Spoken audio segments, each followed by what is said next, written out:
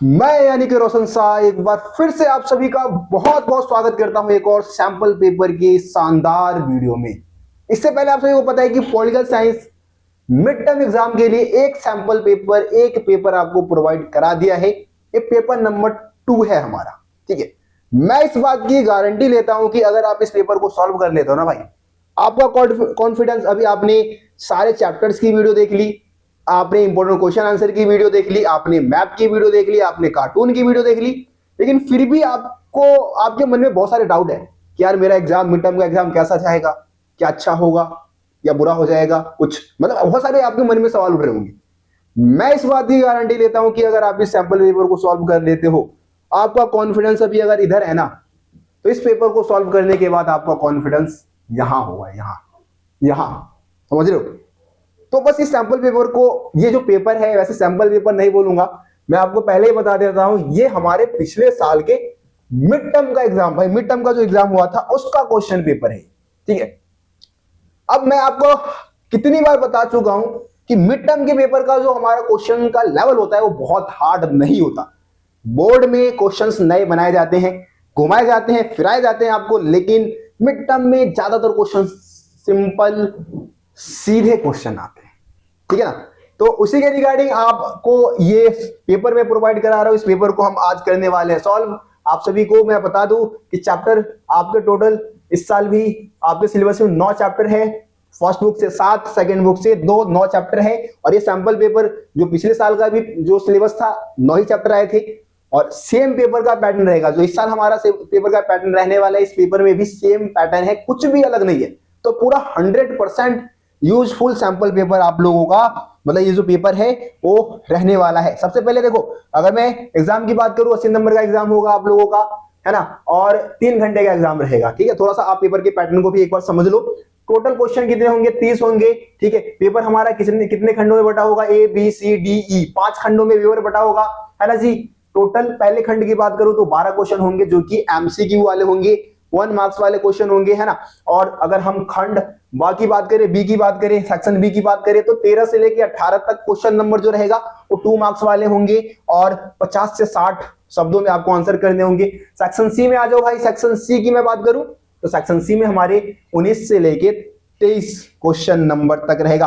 एक और खास बात मैं आपको बता दूं, जो इंग्लिश मीडियम के स्टूडेंट है वो भी इस वीडियो को देख सकते हैं, क्योंकि सारे क्वेश्चन आपको इंग्लिश में भी इस सैंपल पेपर में देखने को मिल जाएगा। तो भाई इंग्लिश मीडियम वाले भी देख सकते हो, और अगर आपका इंग्लिश मीडियम का कोई फ्रेंड है तो उसको शेयर कर देना सैंपल पेपर को। ठीक है जी, चलो देखो, 4 नंबर वाले क्वेश्चन हमारे रहेंगे 19 से लेके 23। क्वेश्चन नंबर 19 से 23 4 नंबर वाले हैं। 100 से 120 शब्दों में भाई इसका आंसर करना होगा।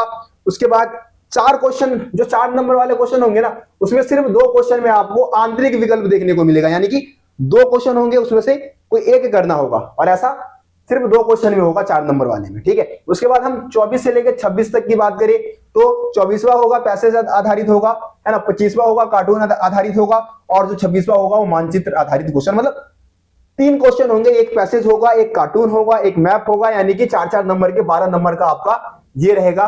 फ्री के नंबर है, फ्री में आपको नंबर मिल जाएगा। उसके बाद 27 से लेकर 30 क्वेश्चन नंबर की बात करें, 4 क्वेश्चन मोस्ट इंपोर्टेंट और सबसे ज्यादा मार्क्स को कैरी करते हैं। 6 नंबर वाले क्वेश्चन है, वेरी बिग, है ना, सबसे बड़े क्वेश्चन होते हैं, सबसे लेंथी आंसर हमें लिखना होता है, सबसे ज्यादा नॉलेज आपको इन्हीं 6 नंबर वाले क्वेश्चन में आपको दिखाने होते हैं। 170 से लेके 180 वर्ड्स में आपको इसका आंसर करना है। सभी क्वेश्चन में आपको क्या मिलेगा? आंतरिक विकल्प देखने को मिलेगा, ऑप्शन मिलेगा। 6 नंबर वाले में 2 क्वेश्चन होंगे, कोई एक क्वेश्चन आपको करना होगा। चले भाई आगे बढ़े, चलो फिर। ये इंग्लिश में भाई इंस्ट्रक्शन दे रखे हैं, एक बार इंग्लिश मीडियम वाले बच्चे हमारे जो प्यारे स्टूडेंट हैं वो भी देख सकते हैं इसको। ठीक है, चलो करें भाई, सॉल्व करें। तो मेरे बताने से पहले भाई आपको आंसर पता होगा, तो एक तरीका करना है, कमेंट में आपको बताना है फायर वाली इमोजी के साथ, फिर पूरे कमेंट बॉक्स को भर देना है। बच्चों को लगना चाहिए कि यहाँ पे सही में भाई बच्चे स्टडी कर रहे हैं, बच्चे मेहनत कर रहे हैं, है ना, आग लगा रहे हैं, तहलका मचा रहे हैं। ठीक है, चलो शुरू करते हैं। पहला क्वेश्चन हमारा क्या है कि निम्नलिखित घटनाओं को कालानुक्रम व्यवस्थित करके कोड से सही विकल्प का चयन कीजिए। तो पहले आपको क्या करना है? कालानुक्रम लगाना है। उसके बाद फिर आपको यहाँ पे जो कोड दे रखा है उसके अकॉर्डिंग आपको क्या करना है? सेलेक्ट करना है कि पहले नंबर पे क्या आना चाहिए, फिर क्या आना चाहिए, फिर क्या आना चाहिए। ठीक है, तो चलो सबसे पहले मैं सारी घटनाओं की बात कर लेता हूं। देखो, जैसे कि विश्व व्यापार संगठन में चीन का प्रवेश। चीन विश्व व्यापार संगठन में कब शामिल हुआ था? 2001 में शामिल हुआ था। ठीक है, चीन में खेती का निजीकरण कब हुआ था?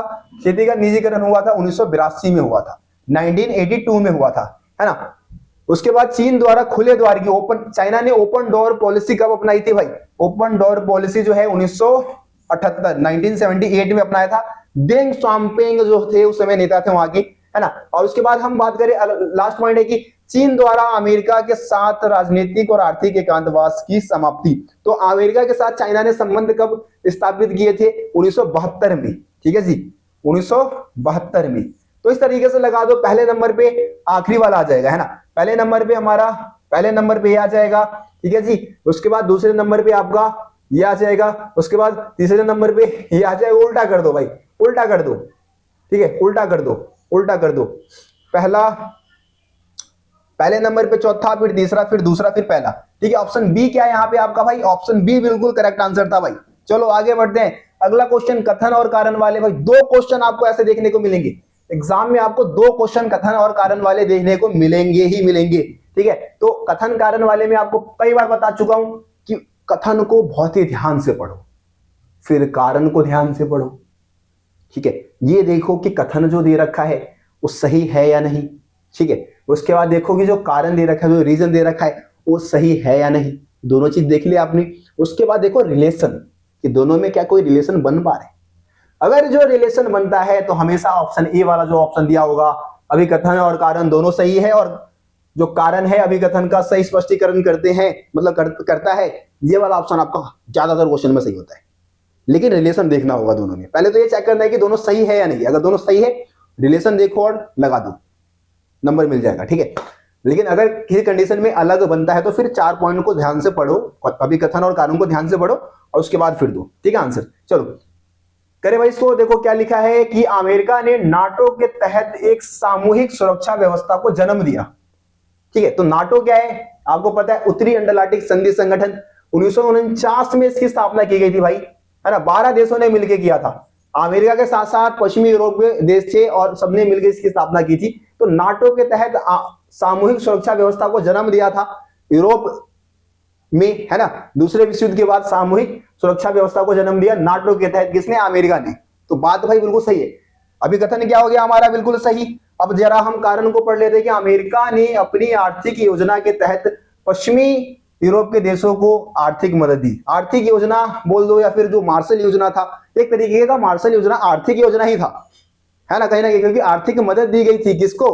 पश्चिमी यूरोप के देशों को। तो ये भी बिल्कुल सही है। और देखो दोनों में रिलेशन भी बन रहा है, दोनों में यूरोपीय देशों की बात हो रही है, यूरोपीय देशों की मदद की बात हो रही है। तो मैं कौन से ऑप्शन के साथ जाना चाहूंगा? मैं पहले ऑप्शन के साथ जाना चाहूंगा कि अभिकथन भी सही है, कारण भी सही है, और जो कारण है वो अभिकथन का सही स्पष्टीकरण करता हुआ यहाँ पे नजर आता है।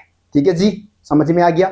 समझ में आ गया। चलो इसी बात पे एक कमेंट तो बनता है, प्यारा सा कमेंट भाई डाल दो, सारे प्यारा सा कमेंट डाल दो। देखो क्वेश्चन नंबर 3 है, कट गया है इधर से भाई। क्वेश्चन नंबर 3 क्या दे रखा है? क्वेश्चन नंबर 3 दे रखा है कि क्योटो प्रोटोकॉल एक अंतरराष्ट्रीय समझौता है ना भाई। क्योटो प्रोटोकॉल क्या है? एक अंतरराष्ट्रीय समझौता है। कब हुआ था भाई? 1997 में हुआ था। 1997 में 1997 में हुआ था। कहां हुआ था? क्योटो में हुआ था। क्योटो, ठीक है जी। क्योटो क्या है? एक शहर है। कौन से देश का शहर है? जापान का एक शहर है, यहां पे हुआ था। तो बिल्कुल सही है भाई, अभी कथन मेरा तो बिल्कुल सही हो गया। कारण क्या दे रखा है कि क्योटो प्रोटोकॉल के अंतर्गत औद्योगिक देशों के लिए ग्रीन हाउस गैसों के उत्सर्जन को कम करने के लिए लक्ष्य निर्धारित किए गए। बिल्कुल भाई, क्योटो प्रोटोकॉल का मेन पर्पस ही यही था कि जो औद्योगिक देश है उनके लिए ग्रीन हाउस गैस के उत्सर्जन पे कुछ कंट्रोल लाया जाए, कुछ कंट्रोल स्थापित किया जाए, है ना, नियंत्रण लगाया जाए। ठीक है, तो ये बिल्कुल सही है भाई। और दोनों में क्योटो प्रोटोकॉल की बात हो रही है तो रिलेशन भी बनता हुआ नजर आता है भाई, बनता हुआ नजर आता है ना रिलेशन। तो इसके अकॉर्डिंग भी मैं कौन से ऑप्शन के साथ जाना चाहूंगा कि अभिकथन और कारण दोनों सही है, और कारण जो है वो अभिकथन का सही व्याख्या करता है, सही स्पष्टीकरण भी देता है। हो गया खत्म। चलो समझ में आया सबको? किसी को कोई दिक्कत हो कमेंट बॉक्स में बता सकते हो, भैया नहीं आया समझ में एक बार बता दो कमेंट बॉक्स। भाई देखो यहाँ इंग्लिश मीडियम वाले मेरे बच्चे, देखो इंग्लिश मीडियम वाले सारे देख सकते हो भाई, आपका क्वेश्चन सारे आंसर बता दिए, क्वेश्चन सारे सेम है। जो आंसर होना चाहिए, है ना, वो भी सेम है। पहले का आपका बी होगा, है ना, दूसरे का आपका ए होगा, तीसरे का भी आपका क्या होगा जी, तीसरे का भी आपका ए होगा। ठीक है जी। तो इंग्लिश मीडियम वाले भाई मेरे प्यारे दोस्त आराम से, थोड़ा मैं स्क्रॉल करता हूं, ज्यादा तेजी में भागा क्या मैं, ज्यादा तेजी में भागूंगा तो आपको फिर दिक्कत हो जाएगी ना मेरे दोस्त। तो इंग्लिश मीडियम वाले अगर देख रहे हैं तो अपना कर लेना भाई, पढ़ लेना उसको। ठीक है, समझाने का काम तो भाई हिंदी मीडियम में रहेगा, क्योंकि अपना काम ही हिंदी मीडियम के स्टूडेंट को पढ़ाना है ना, ये चैनल ही हिंदी मीडियम के स्टूडेंट्स के लिए है भाई। ठीक है, चलो अगले क्वेश्चन की बात करते हैं। क्वेश्चन नंबर 4, क्वेश्चन नंबर 4 दे रखा है कि भारत चीन के संबंधों के बारे में निम्नलिखित कथनों में से कौन सा कथन सही नहीं है। ठीक है, भारत चीन के संबंध के बारे में यहाँ पे कौन सा कथन जो है वो सही नहीं है, वो आपको सेलेक्ट करना है भैया, है ना। तो क्वेश्चन को एमसीक्यू में हमेशा ध्यान से पढ़ना भाई, सही नहीं कथन है वो हमें सेलेक्ट करना है। देखो क्या लिखा है, भारत और चीन के बीच हिंदी चीनी भाई भाई का नारा लगा। बिल्कुल भाई, स्टार्टिंग टाइम में तो यही नारा लगा था, फिर चाइना ने हमें धोखा दे दिया, 1962 में हमें हरा दिया, हमारे कुछ एरिया पे कब्जा भी कर लिया। तो स्टार्टिंग में तो हिंदी चीनी भाई भाई का नारा लगा था, बिल्कुल सही है। भारत और चीन में व्यापारिक संबंध है भाई। हमारे यहाँ पे देखो ना, खिलौने से लेके पता नहीं कितनी सारी चीज आपको कहां से आते हैं भाई, चाइना से आते हैं। किसके माध्यम से, व्यापार के माध्यम से ही तो आएगा। सही है, ठीक है। सी देखो, भारत और चीन संयुक्त राष्ट्र संघ के सदस्य देश है, दोनों ही सदस्य देश है। हाँ, वो अलग बात है कि चाइना सुरक्षा परिषद का स्थायी सदस्य भी है, भारत नहीं है, लेकिन दोनों संयुक्त राष्ट्र संघ का सदस्य है। ठीक है, अगला क्या है, भारत और चीन दोनों देश में लोकतांत्रिक शासन प्रणाली है। ये गलत है भाई, ये गलत है। वैसे तो चाइना अपने आप को लोकतांत्रिक देश कहता है, लेकिन वहां पे लोकतंत्र नहीं है। ठीक है, वहां पे जो कम्युनिस्ट पार्टी है, चीनी कम्युनिस्ट पार्टी जो है, वो एक तरफा शासन वहां पे स्थापित कर रखा है, और कोई दूसरी पार्टी का कोई चुनाव में कोई हिस्सेदारी नहीं है। तो कहीं ना कहीं हम इसको लोकतांत्रिक देश नहीं कह सकते भाई। भारत तो भाई दुनिया का सबसे बड़ा लोकतांत्रिक देश है। ठीक है, तो ऑप्शन डी आपका क्या हो जाएगा, यहाँ पे सही हो जाएगा। चलो जी आगे बढ़े, आगे बढ़े। चलो अगला क्वेश्चन देखो यार। अब मेरे को तो लग रहा होगा कि भाई आप लोग अगर इस पेपर को कर लेते हो ना, आपका कॉन्फिडेंस सही में अगर इधर है ना, तो इधर जाने वाले हो तुम, है ना। और कल के एग्जाम में तहलका मचा के आने वाले हो तुम। जब कल एग्जाम होगा तुम लोगों का, पेपर सॉल्व करवाऊंगा मैं, आ जाना सारे, लगभग वही 1-1:30 बजे के आसपास, या हो सकता है 2 बजे। सारे आ जाना भाई, टाइम से आ जाना। ठीक है, आग लगा देना उस वीडियो के कमेंट बॉक्स में, आग लगा देना तुम लोग। देखो आगे देखते हैं, अगला 5वां क्वेश्चन क्या है कि वैश्विक स्तर पर वित्त व्यवस्था की देखरेख कौन करता है। तो वैश्विक स्तर पर वित्त व्यवस्था की देखरेख करने वाली जो संस्था है, उसको हम अंतरराष्ट्रीय मुद्रा कोष बोलते हैं, IMF, इंटरनेशनल मॉनेटरी फंड। ठीक है, तो अंतरराष्ट्रीय स्तर की जो वित्त व्यवस्था है उसकी देखरेख करने की जिम्मेदारी इस संस्था की है। छठा क्वेश्चन देखो, वह कौन सा बैंक है जो वैश्विक मानवीय विकास, कृषि, ग्रामीण विकास के लिए काम करती है। देखो यहाँ पे अगर मैं बात करूं तो वर्ल्ड बैंक की बात हो रही है भैया। वर्ल्ड बैंक जो है वो पूरे दुनिया में जो गरीब देश है उनके यहाँ पे शिक्षा व्यवस्था पे काम करने के लिए, सड़कों के निर्माण के लिए, स्वास्थ्य व्यवस्था के लिए, मानवीय विकास के लिए, कृषि के लिए, है ना, ग्रामीण विकास के लिए सस्ते दाम पे ऋण उपलब्ध कराती है वर्ल्ड बैंक। अगर कोई गरीब देश अगर सक्षम नहीं है उस ऋण को चुकाने में, तो उसको माफ भी कर देती है। ठीक है जी, चलो आगे बढ़ जाते हैं, आगे आ जाओ। मिलान करना है भाई, मिला दो। यहाँ पे अंतरराष्ट्रीय न्यायालय के न्यायाधीश कितने वर्ष के लिए चुने जाते हैं, सुरक्षा परिषद के जो स्थायी सदस्य वो कितने वर्ष के लिए चुने जाते हैं, आर्थिक और सामाजिक परिषद में काम करने वाले जो सदस्य हैं उसके चुनाव कितने वर्षों के लिए होता है, सबका समय काल आपको बताना है कितने वर्षों के लिए काम होता है वहां पे उनका। ठीक है, तो देखो सबसे पहले अंतरराष्ट्रीय न्यायालय की मैं बात करूं तो अंतरराष्ट्रीय न्यायालय के जो न्यायाधीश होते हैं लगभग 9 वर्ष के लिए उनको चुना जाता है। ठीक है, तो पहले का दूसरे में चला जाएगा, एक का दूसरे में चला जाएगा। सुरक्षा परिषद के अस्थायी सदस्य, जो अस्थायी सदस्य है वो कितने वर्ष के लिए चुने जाते हैं, 2 वर्ष के लिए चुने जाते हैं, और बाकी तो जो स्थायी है वो परमानेंट है, परमानेंट, उनको चुनने की जरूरत नहीं है। ठीक है जी, सामाजिक और आर्थिक परिषद के सदस्यों की मैं बात करूं तो ये है आपका 3 वर्ष के लिए। ठीक है, 3 वर्ष के लिए चुने जाते हैं, और सचिवालय जो है आपका वो हो जाएगा 5 वर्ष के लिए। तो मिला दो भाई, सही आंसर क्या होगा, सही आंसर क्या होगा हमारा, ऑप्शन ए बिल्कुल सही लगा है भाई। ऑप्शन ए आपका क्या हो जाएगा, यहाँ पे सही हो जाएगा। चलो अगले क्वेश्चन की तरफ चलते हैं।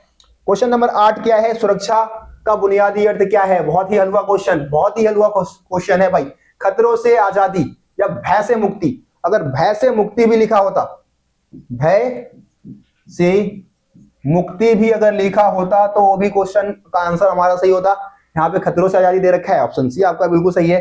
ठीक है जी, चलो आगे बढ़ते हैं। वैश्विक ताप वृद्धि से सबसे अधिक खतरा किसको है भाई?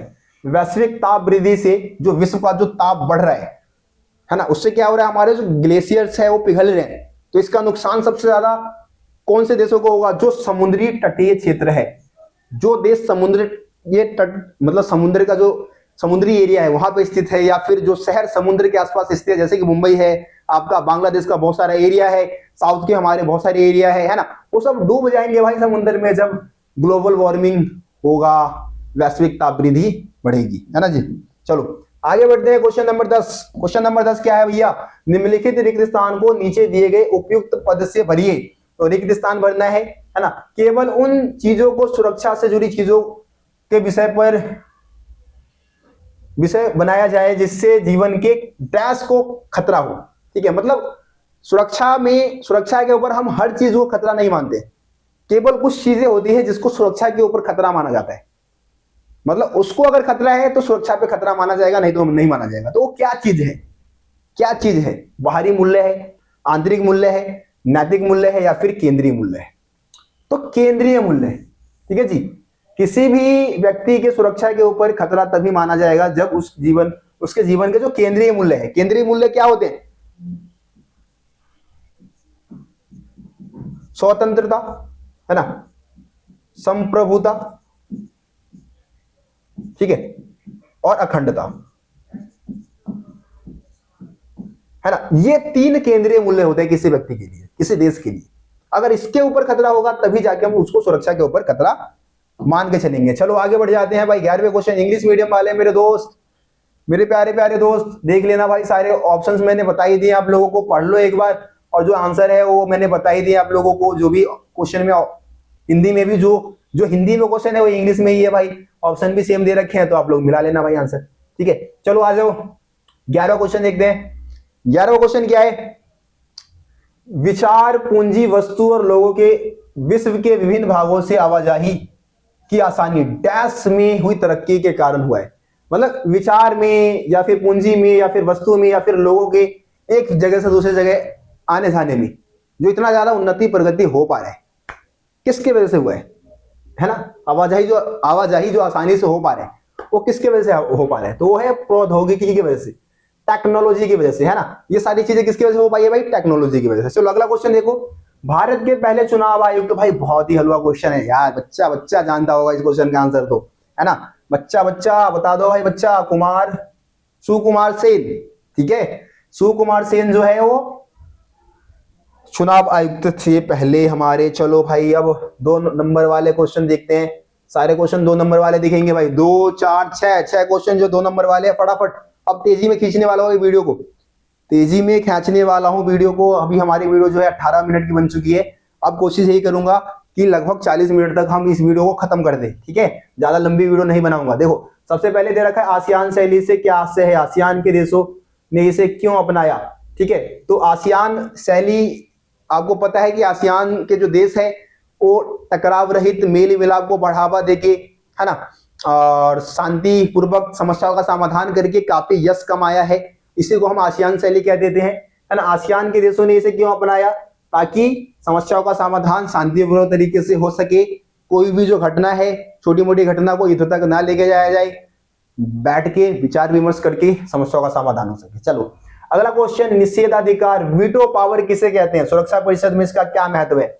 वीटो पावर भाई क्या है? तो वीटो पावर एक ऐसा पावर सुरक्षा परिषद में जिस देश को मिला उसके बल्ले बल्ले, है ना। मतलब कि वो एक देश किसी भी संयुक्त राष्ट्र संघ के फैसले को बदलने का हक रखता है।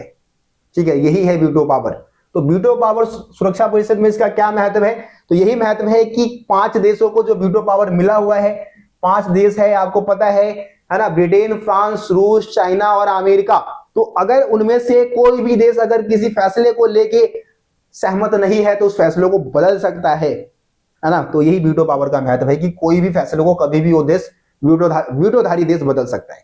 मानवाधिकार के किन्हीं 2 प्रकारों का संक्षेप में वर्णन कीजिए। मानवाधिकार के भाई कोई 2 प्रकार बता दो, है ना। तो मानवाधिकार के 2 प्रकार कौन से हो सकते हैं? सामाजिक और आर्थिक अधिकार है आपका, स्वतंत्रता का अधिकार है, ये सब मानवाधिकार का ही पार्ट है। ठीक है, राजनीतिक अधिकार भी मानवाधिकार का ही पार्ट है। चलो आगे देखो, जल युद्ध से क्या समझते हैं? उदाहरण दीजिए। जल युद्ध, तो जल के लिए जो युद्ध हुआ है अभी तक या होने वाला है उसको हम जल युद्ध बोलेंगे। जल एक बहुत ही महत्वपूर्ण संसाधन है और ऐसा माना जाता है कि अगला जो वर्ल्ड वॉर होगा वो जल की वजह से ही होगा, है ना, वाटर वॉर होगा वो। ठीक है जी, तो एग्जांपल दे दो, उदाहरण दे दो कि भाई आपको पता होगा जो सीरिया है, इजराइल है ना, और जॉर्डन है, उनके बीच में यारमुक नदी और जॉर्डन नदी, इन नदियों के जल को लेके कई बार संघर्ष हो चुके हैं, तो ये एग्जांपल आप दे सकते हो। अगला क्वेश्चन 17वां, वैश्वीकरण से क्या अभिप्राय है? तो वैश्वीकरण मेरे भाई मेरे दोस्त, वैश्वीकरण क्या है? वैश्वीकरण का मतलब है वस्तु का, सेवाओं का, विचार का आदान प्रदान, एक देश से दूसरे देश में आदान प्रदान ही क्या कहलाता है? वैश्वीकरण कहलाता है। ठीक है जी, अब वैश्वीकरण तो समझ गए तुम लोग, है ना। चलो आगे बढ़ जाते हैं। अगला क्वेश्चन 18वां क्वेश्चन क्या है? सर्वप्रथम कब और कहां समाजवादी दल की सरकार लोकतांत्रिक चुनाव के आधार पर बनी? तो सर्वप्रथम लोकतांत्रिक चुनाव के माध्यम से जो समाजवादी दल है, साम्यवादी दल जो है, कम्युनिस्ट पार्टी है, उसकी सरकार कहां बनी थी भैया? केरल में बनी थी। भारत के राज्य केरल में बनी थी। कब बनी थी भाई? कब बनी थी? कब बनी थी? कब बनी थी? 1957 में बनी थी। ठीक है ना, 1957। चलो आगे आ जाओ। 18वां क्वेश्चन हो गया हमारा, 18वां क्वेश्चन हो गया हमारा। अगला क्वेश्चन देखो भैया, अब ये 4 नंबर वाले क्वेश्चन है। 4 नंबर वाले क्वेश्चन की बात करें तो भैया कम से कम एक पेज का आंसर तो लिखो ही लिखो। ठीक है, कम से कम अगर 4 नंबर का है तो 5 पॉइंट लिखो, 5 से 6 पॉइंट लिखो ही लिखो। 4 नंबर का है तो इसका मतलब ही नहीं कि 4 लिख के आगे। हाँ, अगर हेडिंग बना रहे हो, हेडिंग शॉर्ट हेडिंग बना रहे हो, उसको एक्सप्लेन भी कर रहे हो, तब तो 4 पॉइंट बहुत है भाई, तब तो 4 पॉइंट। या अगर 2 भी पूछा है, अगर हेडिंग बना के लिख रहे हो, सही से एक्सप्लेन कर रहे हो, 2 ही पॉइंट बने, 2 भी सही है। अगर 2 पूछा गया है क्वेश्चन में तो ठीक है, नहीं तो 4 पॉइंट। अगर छोटे छोटे पॉइंट बना रहे हो, सिर्फ छोटे छोटे पॉइंट, तो 4 से ज्यादा बनाओ, तब जाके नंबर मिलेंगे। ठीक है, चलो देखो, चलो पहला क्वेश्चन क्या है? सुरक्षा परिषद की सदस्यता के लिए कौन से मानदंड निर्धारित किए गए हैं? वर्णन कीजिए। बड़ा ही आसान क्वेश्चन है यार। सुरक्षा परिषद में मान लो इंडिया को सदस्यता चाहिए, तो कौन कौन से मानदंड निर्धारित किए गए हैं? कौन कौन से मानदंड जो है वो पालन करने, मतलब उसको पूरा करना होगा। कौन कौन सी चीजें हैं जिसको पूरा करना होगा उस देश को? तो वो देश एक बहुत बड़ा लोकतांत्रिक देश होना चाहिए, है ना, एक जनसंख्या की दृष्टि से बहुत बड़ा हो, ठीक है, संयुक्त राष्ट्र संघ के बजट में योगदान देता हो, ठीक है, सैन्य दृष्टि से बहुत ज्यादा मजबूत हो, आप सांस्कृतिक, आर्थिक, भौगोलिक विविधताओं से भरा हुआ देश हो। ठीक है, जो तो ये पॉइंट्स आप लिख सकते हैं यहाँ पे। चलो आगे बढ़ते हैं, आगे बढ़ते हैं। अगला क्वेश्चन क्या है? शक्ति संतुलन से क्या है? किसी देश को इसे कायम करने के लिए कौन से सुझाव, मतलब कोई 2 सुझाव दीजिए। शक्ति संतुलन का मतलब होता है अपने शक्ति को अपने आसपास के देशों से बराबर रखना। एग्जाम्पल दे सकते हो बहुत बढ़िया, इंडिया पाकिस्तान का, कि अगर इंडिया जो है वो 2-4 हथियार ज्यादा खरीद ले तो पाकिस्तान शक्ति को संतुलन में लाने के लिए पाकिस्तान बोरा जाता है कि भैया अब तो शक्ति संतुलन रहा नहीं, अब तो इंडिया हमसे ज्यादा पावरफुल बन गया, अब मेरे को क्या करना होगा? कुछ हथियार खरीदने होंगे ताकि मैं फिर से शक्ति को संतुलन में ला सकूं। तो जाएगा अपने पापा के पास, पता ही है तुम लोगों को उसका पापा कौन है, ठीक है, तो बोलेगा पापा पापा वो ना जो मेरा पड़ोसन, मतलब पड़ोसी है ना, नया हथियार खरीद लिया है, मेरे को भी चाहिए। तो उसका पापा बोलेगा अरे ले यार, तू मेरा ही बेटा है, ले, ठीक है। तो उसका पापा दे देगा उसको बहुत सारा हथियार, वो आ जाएगा फिर भाई चमकाने, फिर वो 2-4 बम गिरा देगा इंडिया के ऊपर, है ना। तो ये चीजें होता है, ठीक है। तो किसी भी देश, कोई भी देश शक्ति संतुलन को कैसे कायम कर सकता है? कोई भी देश शक्ति संतुलन को ज्यादा से ज्यादा हथियार बना ले, हथियारों को खरीद ले, है ना, अपने पावर को बढ़ा ले, तभी जाके तो शक्ति को संतुलन में ला सकता है भाई, ठीक है। तो ये आप पॉइंट बता देना। चलो 21वां क्वेश्चन क्या है? सोवियत प्रणाली की असफलता के किन्हीं 4 कारणों का वर्णन कीजिए। अब बच्चे इतने बेवकूफ होते हैं मेरे, मतलब मेरे नहीं कह रहा हूं, कुछ बच्चे इतने बेवकूफ होते हैं। अब ये क्वेश्चन कुछ है, कुछ नहीं है, सबको आंसर पता होगा, सबको, लेकिन क्योंकि असफलता लिख दिया विघटन के जगह, है ना, विघटन के जगह असफलता लिख दिया, तो इसी शब्द से बच्चे कंफ्यूज हो जाते हैं, पता नहीं क्या पढ़ते हो, ठीक है। तो सोवियत प्रणाली की असफलता के किन्हीं 4 कारणों को लिखना है, यानी कि सोवियत संघ के विघटन के 4 कारणों को आपको यहां पे लिखना है। बहुत सारे पॉइंट है भाई, रूस का दबदबा था, लोगों को बोलने की आजादी नहीं थी, है ना, संसाधनों का गलत प्रयोग किया इसने, गोरबाचेव की असफल नीतियां थी, ठीक है जी, कम्युनिस्ट पार्टी का 70 सालों तक दबदबा रहा। बहुत सारे पॉइंट है, बहुत सारी चीजें मैं बता चुका हूं हर वीडियो में। जब भी इंपॉर्टेंट क्वेश्चन आंसर की बात होती है तो इस क्वेश्चन को भाई कोई स्किप कर ही नहीं सकता, है ना जी। अथवा में क्या क्वेश्चन दे रखा है, शॉक थेरेपी का क्या अर्थ है, इस मॉडल को किसने किस देश में निर्देशित किया। तो शॉक थेरेपी का मतलब होता है आघात पहुंचाकर उपचार करना।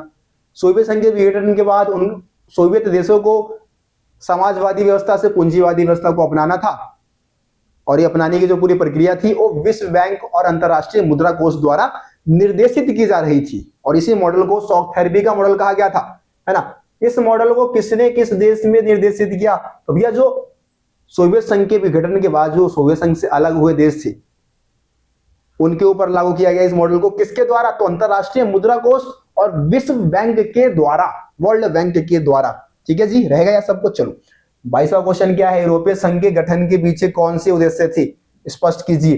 तो यूरोपीय संघ एक क्षेत्रीय संगठन है, 1992 में इसकी स्थापना हुई थी, आप सभी को पता है ना जी।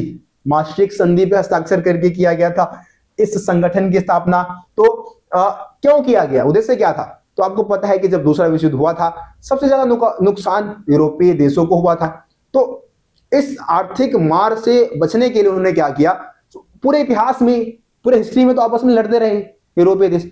उन्होंने सोचा कि अब हमें एकजुट होना चाहिए, एकजुट होकर अपने देशों के विकास पे ध्यान देना चाहिए, उन्नति प्रगति पे ध्यान देना चाहिए। तो इसलिए उन्होंने यूरोपीय संघ बना दिया। तो विकास में सहयोग करने के लिए, उन्नति प्रगति में सहयोग करने के लिए, है ना, और सुरक्षा संबंधित जो नीतियां है वो समान बनाने के लिए, एक साझा बाजार उपलब्ध कराने के लिए, बहुत सारे पॉइंट लिख सकते हो भाई, नंबर फ्री के मिल जाएंगे, लिख देना। कोई भी क्षेत्रीय संगठन क्यों बनाया जाता है, सहयोग को बढ़ावा देने के लिए, आपसी सुरक्षा के लिए, है ना, मेल मिलाप को बढ़ावा देने के लिए। तो ऐसा ऐसा पॉइंट लिख देना, नंबर मिल जाएंगे, नहीं कटेगा। चलो आगे बढ़ जाते हैं, आगे बढ़ जाते हैं। क्या है अगला क्वेश्चन, चीन ने शॉक थेरेपी पर अमल करने की बजाय अपनी अर्थव्यवस्था को चरणबद्ध ढंग से खोला, उपयुक्त कथन को उदाहरण सहित समझाइए। अरे बड़ा ही क्वेश्चन, तो थोड़ा लाइन बनाया है, एनसीईआरटी का लाइन सेम उठा के चिप दिया और ये लाइन डाल के क्वेश्चन बना दिया। क्वेश्चन में कुछ है, क्वेश्चन में तो ये बताना है कि किस तरीके से चरणबद्ध ढंग से अपनी अर्थव्यवस्था को चाइना ने खोला। एकदम से समाजवाद से पूंजीवाद नहीं अपनाया, धीरे धीरे एक करके, कभी कृषि क्षेत्र को खोला, फिर उद्योग क्षेत्र को खोला, फिर वर्ल्ड बैंक विश्व व्यापार संगठन में शामिल हो गया, है ना। तो पूरी 1970 से लेके 2000 तक की पूरी घटना लिख देनी। जैसे कि सबसे पहले 1972 में क्या किया, अमेरिका के साथ संबंध बनाए, है ना जी। 1973 में क्या किया, आधुनिकीकरण के 4 प्रस्ताव रखे गए थे चाउ एल9 के द्वारा, है ना, कृषि विज्ञान उद्योग, है ना, आपको पता होगा ये चीजें, ठीक है। इसके अलावा 1978 में क्या हुआ भाई, खुले द्वार की नीति अपना ली। 1982 में क्या हुआ भाई, खेतों का निजीकरण कर दिया। 1998 में क्या हुआ भैया, उद्योगों का निजीकरण कर दिया। 2001 में क्या हुआ मेरे दोस्त, 2001 में क्या हुआ, ऊपर बताया था मैंने आप लोगों को, जाके देख लेना, ठीक है, देख लेना जाके। चलो आगे बढ़ जाते हैं। तो ये 4 नंबर वाले क्वेश्चन थे भाई। कितने क्वेश्चन हो गए, 4 नंबर वाले कितने थे, 1 2 3 4, अभी शायद और होंगे मेरे ख्याल से, देखते हैं। इंग्लिश मीडियम वाले मेरे दोस्त, मेरे भाई, देख लेना यार, ठीक है। अब इंग्लिश मीडियम में भी सॉल्व करवाने लग जाऊंगा, बहुत टाइम लग जाएगा, है ना। चलो ये देखो, ये क्वेश्चन और दे रखा है भाई, ये क्वेश्चन और दे रखा है, 23वां क्वेश्चन है, ये भी 4 नंबर के लिए है कि सांस्कृतिक समरूपता और सांस्कृतिक व्यवहारीकरण में अंतर स्पष्ट कीजिए। बड़ा ही आसान है, आसान, कई बच्चों के लिए आसान होगा, कई बच्चों के लिए थोड़ा सा मुश्किल होगा, समझ नहीं पाते। सांस्कृतिक समरूपता, समरूपता का मतलब होता है एक जैसा हो जाना, और सांस्कृतिक व्यवहारीकरण, व्यवहारीकरण का मतलब है अंतर हो जाना, अलग अलग हो जाना किसी चीज का। तो यहां पे संस्कृति की बात हो रही है, तो सांस्कृतिक समरूपता में क्या होगा कि शेष विश्व पर, पूरी दुनिया पर पश्चिमी संस्कृति को लादा जा रहा है, ठीक है। इंडिया का कल्चर क्या है, धोती कुर्ता, पहनावे में, खाने में भाई अलग अलग क्षेत्र की अलग अलग अपने फूड है। लेकिन पूरी दुनिया में, अब पूरे इंडिया में ये जो बर्गर है, पिज्जा है और पता नहीं क्या क्या है, तो उसको कहीं ना कहीं थोपा जा रहा है हमारी संस्कृति के ऊपर। मतलब हम चलो अपनी मर्जी से अपना रहे हैं, लेकिन ऐसा किस लिए हो रहा है? आप मूवी में देखते हैं या फिर आप कहीं और देख रहे हैं, है ना, उस चीज को आप अपना ले रहे हैं। तो आप देखिए यूट्यूब पे आप बहुत सारी वीडियोस देखेंगे, ठीक है, आप बहुत सारे हॉलीवुड के मूवीज वगैरह देखते हैं, तो वहां से आप अपना रहे हैं कहीं ना कहीं, है ना। तो सांस्कृतिक समरूपता का मतलब है कि पूरे विश्व में अमेरिकी और पश्चिमी संस्कृति को थोपना, उसके जैसा बनाना, पूरे विश्व की संस्कृति को अमेरिकी संस्कृति में ढालना, ये सांस्कृतिक समरूपता है। सांस्कृतिक वैश्वीकरण का मतलब क्या है कि अब पूरी दुनिया की संस्कृति ना वैश्वीकरण की वजह से बहुत अलग हो रही है, विशिष्ट हो रही है ना। इंडियन संस्कृति, इंडियन कल्चर में अमेरिकी संस्कृति और पश्चिमी संस्कृति का छाप दिख जाएगा आपको, और अमेरिकी संस्कृति में आपको इंडियन संस्कृति का छाप देखने को मिल जाएगा। अमेरिका के लोगों को भी आप धोती कुर्ते में देख सकते हैं, अब ये पॉसिबल है ना। और नीली जींस वाले इंडियन को भी बहुत सारे को देख सकते हैं। तो ये है सांस्कृतिक विभिन्नीकरण, मतलब कि वैश्वीकरण की वजह से संस्कृति बहुत ज्यादा अलग होती जा रही है। सारी संस्कृति में अलग अलग संस्कृतियों की विशेषताएं मिलती जा रही है। समझ गए? कोई दिक्कत नहीं। चलो, कई बार बच्चे कंफ्यूज हो जाते हैं, इसलिए इतना टाइम ले लिया मैंने, नहीं तो मैं आसानी से तुरंत समझा के निकल सकता था। देखो, ये है पूरा नेपाल वाले टॉपिक से दे रखा है ना। नेपाल में जो किस तरीके से राजा ज्ञानेंद्र का शासन था, संसद को भंग किया गया, है ना, लोकतंत्र को स्थापित किया गया, उसी के बारे में बताया हुआ है। फटाफट रीड कर दूंगा भाई, फटाफट मैं करवा दूंगा सॉल्व इसको। चलो एक बार पढ़ लो इसको ध्यान से तुम लोग, और मैं सीधा क्वेश्चन का आंसर बता देता हूं। चलो देखो क्या है क्वेश्चन, क्या है कि नेपाल के राजा ज्ञानेंद्र ने नेपाली संसद को भंग कब कर दिया? तो 2002 में कर दिया भंग भाई, ठीक है। 2002 में क्या कर दिया था? भंग कर दिया था। नेपाल में देशव्यापी लोकतंत्र समर्थक प्रदर्शनों का नेतृत्व कौन कर रहा था? तो आप अगर इसको पढ़ोगे तो सीधा सिंबल से आपको देखने को मिल जाएगा, 7 अलायंस, है ना, 7 पार्टी अलायंस बोलेंगे, सप्तदल गठबंधन, सप्तदल गठबंधन। ऑप्शन डी आपका क्या हो जाएगा?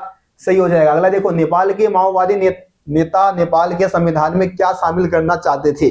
तो आप पैराग्राफ में पढ़ोगे तो ये लाइन भी आपको देखने को मिल जाएगा। मैंने पढ़ रखा है भाई, पूरा पैराग्राफ पढ़ के आया हूं, आप पैराग्राफ में देख लेना, ठीक है। दिखाई देता हूं यार मैं। तो नेपाल के जो माओवादी नेता थे वो क्या चाहते थे? देखो क्या लिखा है, नेपाल के जो माओवादी चाहते थे कि संविधान के मूलगामी सामाजिक आर्थिक पुनर्रचना के कार्यक्रम को शामिल किया जाए, है ना। और कौन सा ऑप्शन दे रखा है आपको यहाँ पे? देखो ये वाला ऑप्शन दे रखा है, ऑप्शन सी आपको यहाँ पे सही हो जाएगा, ठीक है। चौथा क्वेश्चन क्या दे रखा है? नेपाल के बारे में निम्नलिखित में से कौन सा कथन असत्य है? कौन सा कथन आपको यहाँ पे गलत दिख रहा है? नेपाल एक धर्मनिरपेक्ष राज्य है, तो भाई बिल्कुल है ये तो, है ना। नेपाल एक धर्मनिरपेक्ष राज्य है। नेपाल में कई वर्षों तक संवैधानिक राजतंत्र रहा, ठीक है। माओवादी, ये भी बिल्कुल सही है भाई, नेपाल में कई वर्षों तक संवैधानिक राजतंत्र रहा था, ये भी सही है। माओवादी राजा के खिलाफ थी, बिल्कुल सही है भाई, ये भी सही है। वर्तमान में नेपाल में लोकतंत्र है, ये भी बिल्कुल सही है। चारों सही है भाई, यहाँ पे देखने में तो भाई चारों सही है, ठीक है, चारों ही सही है भाई, ये क्वेश्चन ही गलत है ना। तो कोई भी आप लगा, ठीक है।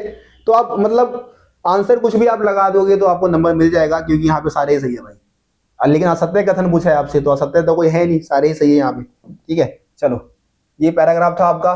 इंग्लिश मीडियम वालों, इंग्लिश मीडियम वाले मेरे बच्चों देख लो, आ जाओ आ जाओ। अब थोड़ा कार्टून वार्टून देख लेते हैं, थोड़ा मैप वैप कर लेते हैं। अब जरा ये आ गया भाई मैप, ये आ गया भाई मैप, 4 नंबर का मैप आएगा। आप सभी को पता है कितने मिनट की वीडियो बन गई भाई? 34 मिनट की हो गई है। चलो 40 मिनट से ऊपर की जाएगी भाई वीडियो।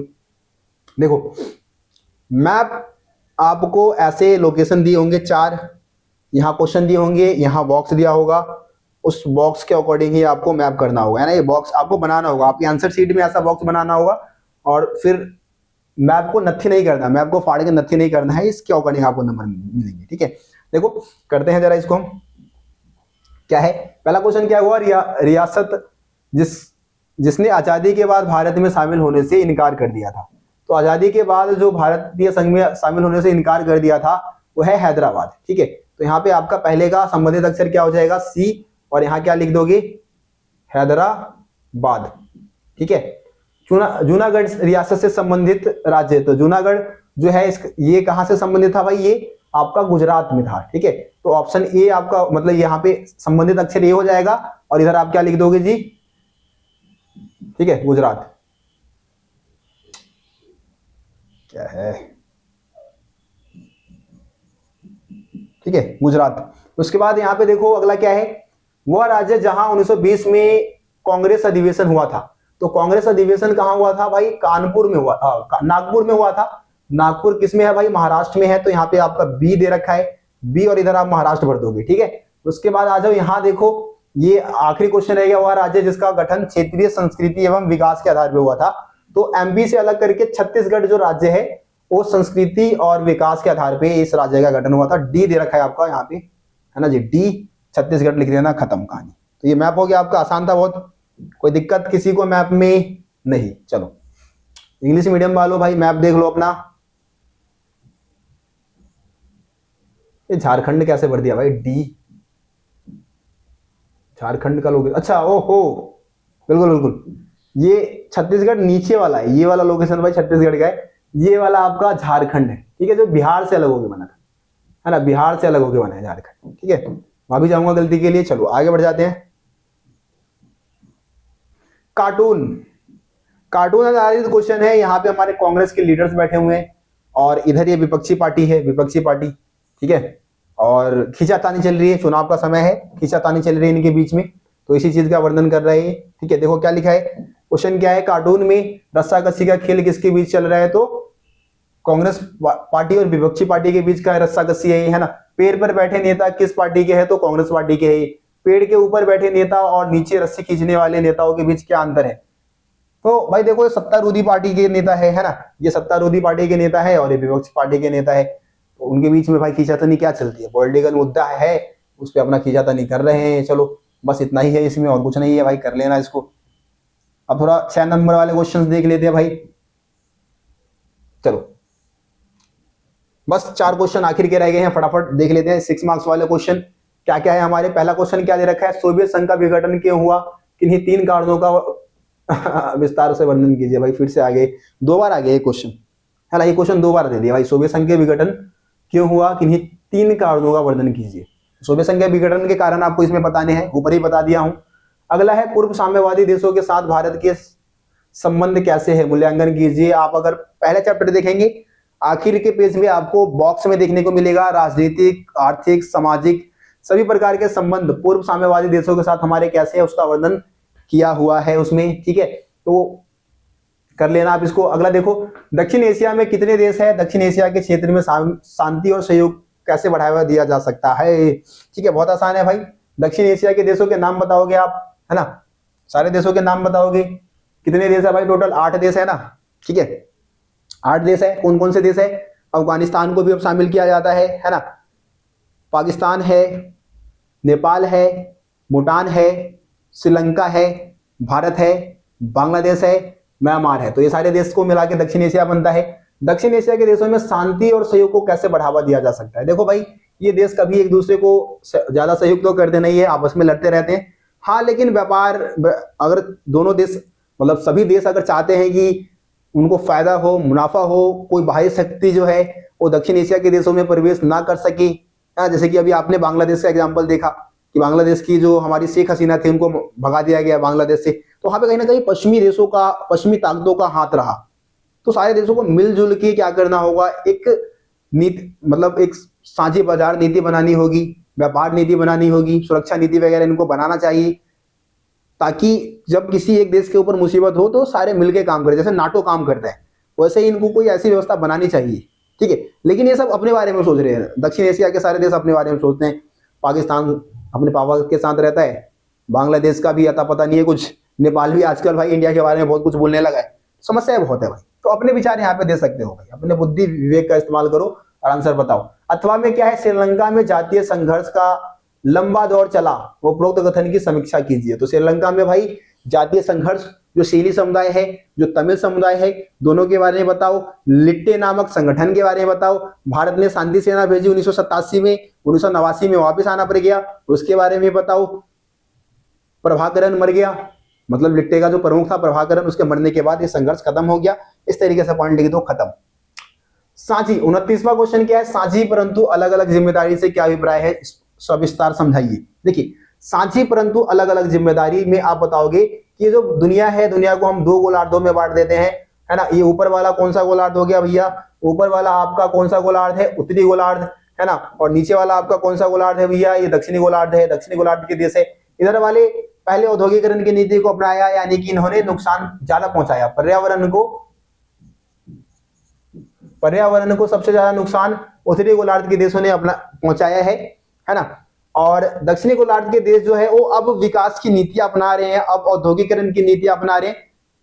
तो इनका कहना यह है कि भाई पर्यावरण को जब उत्तरी गोलार्ध के देशों ने, पश्चिमी मुल्कों ने ज्यादा नुकसान पहुंचाया है, तो सुरक्षा की जिम्मेदारी भी उनकी होनी चाहिए ज्यादा, ठीक है।